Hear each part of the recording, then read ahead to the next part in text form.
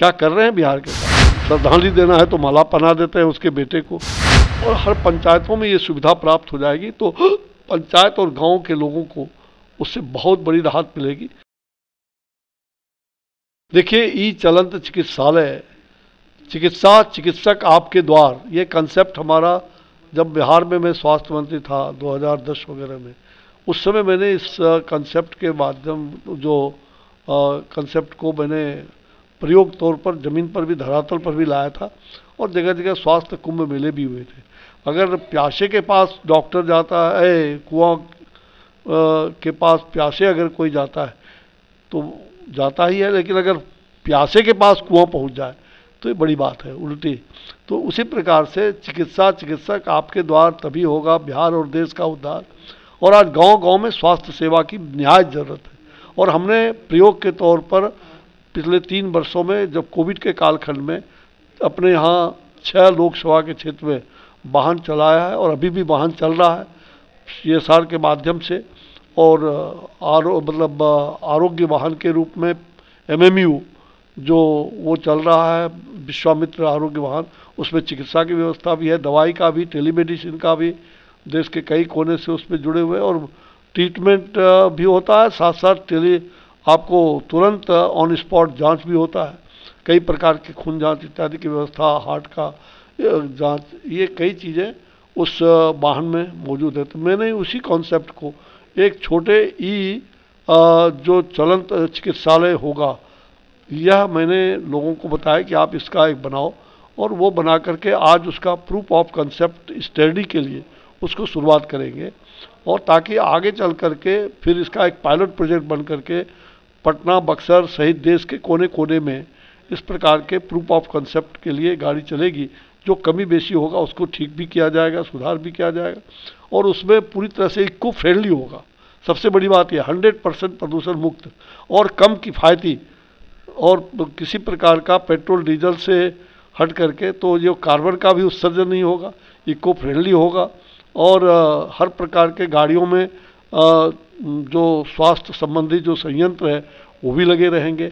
एक ड्राइवर जो है, ड्राइवर भी ट्रेनिंग थोड़ी दे दी जाएगी, ताकि लोगों को, रोगी को प्राइमरी हेल्थ सेंटर या डिस्ट्रिक्ट हेल्थ सेंटर में पहुंचाने की अगर विशेष ज़रूरत पड़े इमरजेंसी में, तो उनको वहां भी पहुंचाया जा सकता है। सब प्रकार की सुविधा रहेगी। उसमें टेलीमेडिसिन भी जुड़ा रहेगा डॉक्टर के साथ, चाहे एम्स हो, अपोलो हो, मेदांता हो प्राइवेट, तो जगह जगह से उनको ये सुविधा भी प्राप्त हो जाएगी। तो इसमें मतलब कम किफ़ायती, इको फ्रेंडली, और हर प्रकार से गांव-गांव में इस प्रकार के वाहन अगर चलते हैं पंचायतों में, तो ये चिकित्सक आपके द्वार के माध्यम से हर लोगों को चिकित्सा सुविधा सुलभ से प्राप्त होगा, और पैसे भी बहुत कम लगेंगे। सर, देखा जाता है कि खासकर गांव में गरीब तबका जो है वो जो है अस्पताल नहीं जा पाते हैं, उनका ट्रीटमेंट नहीं हो पाता है, तो क्या उनके लिए ये फ़ायदेमंद रहेगा? निश्चित रूप से। मैंने कहा ना कि कोविड के कालखंड में मैंने पहला इस प्रकार का प्रयोग, टेलीमेडिसिन, जिसमें जांच भी तुरंत और टेलीमेडिसिन की सुविधा और मुफ्त दवा बांटने का, ये पहला देश भर में ये पहला हमने इसको स्टार्ट किया था, और चिकित्सक आपके द्वार के रूप में ये काफ़ी प्रचलित हो रहा है।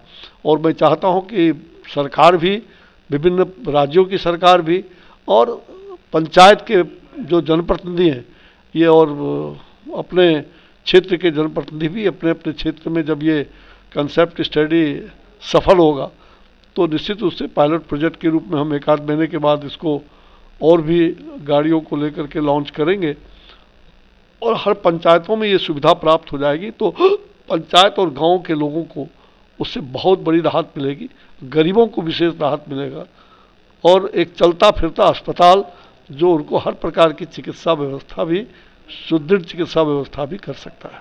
सर, नीतीश कुमार की रैली थी वाराणसी में, JDU जो है इल्ज़ाम लगा रही है बीजेपी पे कि बीजेपी ने वहाँ के इंटर कॉलेज के इंतज़ामिया को धमकाया कि तुम यहाँ जो है परमिशन मत दो सभा करने की। देखिए, इन जब कहते हैं ना रोने का मन तो आंख में गड़ा खुट्टी, इनको कौन सुनने वाला है? ये केवल जनता को गुमराह बनाने का, जनता को समझते हैं कि जनता बेवकूफ़ है? इनको कौन सुनेगा? यहाँ कोई सुनने वाला चौक चौराहा पर अब इनको आदमी नहीं मिल रहा है, तो वहाँ बनारस में कौन सुनेगा? वहाँ काशी विश्वनाथ में जा कर के भगवान से क्षमा मांगते हैं। ये जनता को ठगने का चले हैं, ठगने के लिए वहाँ रैली करेंगे। ये रैली क्या करेंगे? महिलाओं के बारे में इतना अपमानजनक बात सब इन्होंने कहा है और हर प्रकार से। तो मुझे विश्वास है कि ऐसे लोग, अब इनका उम्र समाप्त हो गया। उम्र समाप्त हो गया मतलब उम्र तो अभी है, लेकिन अब ये सुधी बुद्धि इनको रहा नहीं। अब इनको अपना मनोवैज्ञानिक अच्छे चिकित्सकों की देखरेख में चिकित्सा कराएं और राजनीतिक से संन्यास लेकर के बिहार को बख्शें। अब बिहार को बहुत हो गया, बिहार को फिर से जंगल राज में धकेलने का प्रयास। आज भी आपने कोर्ट के अंदर देखा कि वहाँ गोलीबारी सब कुछ हुआ। तो ये लॉ एंड ऑर्डर, ये होम मिनिस्टर भी हैं, क्या कर रहे हैं बिहार के साथ? कभी कहीं श्रद्धांजलि देना है तो माला पहना देते हैं उसके बेटे को, कभी कहीं राज्यपाल से गले मिल लेते हैं, पत्रकार के साथ किस प्रकार से। अब तो ये जगहसी हो रही है। और एक राजनीतिक दोस्त होने के नाते, राजनीतिक मतलब पॉलिटिकल फ्रेंड के नाते हम तो सलाह पहले भी दिया कि इनको एक सुदृढ़ रूप से एक अच्छे मनोवैज्ञानिक चिकित्सालय में जाके चिकित्सा कराना चाहिए। और अब आप राजनीतिक से बिहार को बख्शिए कि अब बिहार जो फिर से तांडव नृत्य जो बिहार में शुरू हो गया है लगातार, तो ये 32 साल में जो चाचा भतीजा और भाई की सरकार ने बिहार को नस्तनाबूद करने पर ये लगे हुए हैं, बिहार की जनता इनको कभी माफ़ नहीं करेगी और इनकी उल्टी गिनती शुरू हो गई है। अब ये पूरी तरह से सब इनके चेहरे उजागर हो जाएंगे। ये थे हमारे साथ केंद्रीय मंत्री अश्विनी चौबे सर, जो साफ साफ कह रहे थे कि ई चलन चिकित्सालय जो हम लोगों ने शुरू किया है, ये गांव के लोगों के लिए एक बहुत अच्छी मुहिम है और इससे जो गरीब तबका है उसको काफ़ी फ़ायदा होगा और आने वाले वक्त में ये उन लोगों के काफ़ी इस्तेमाल में आएगा, क्योंकि वो लोग अस्पताल नहीं पहुँच पाते हैं। उन लोग के लिए जो है ये बहुत बड़ी चीज़ है। साथ ही साथ उन्होंने नीतीश कुमार पर भी ये कहा कि अब जब लोग उनको यहाँ नहीं सुन रहे हैं तो वो वहाँ जा करके क्या कुछ कहेंगे। ऐसी तमाम अपडेट्स के लिए देखते रहिए भारत लाइव। शुक्रिया।